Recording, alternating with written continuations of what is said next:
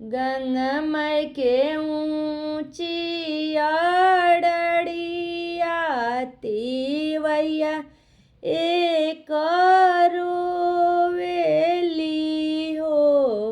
ए गंगा मैया अपनी लहरिया मोई के दी तू त डूबी धसी मरतीनु।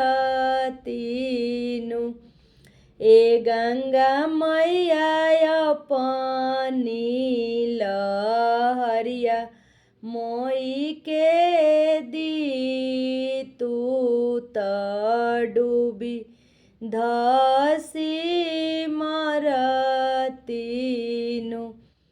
किया तोराए तिवही नैहर दुख किया तोरा ससुर दुख हो। ये तिवही किया तोरा हरि परदेस कवन दुखवा रोवेलु।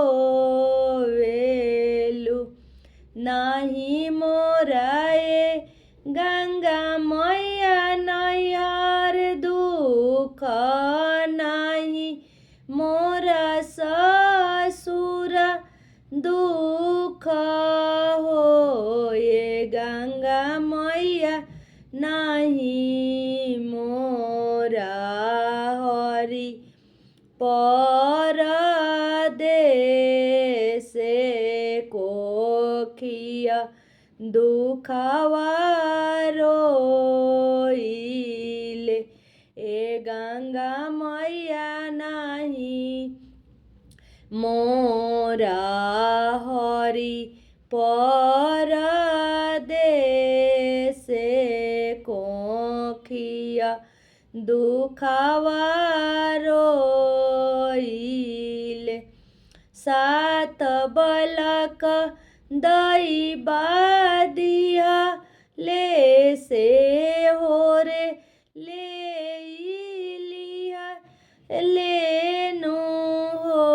ये गंगा मैया अठवे गरभ आवता रे तसे हो ना भरोसिले।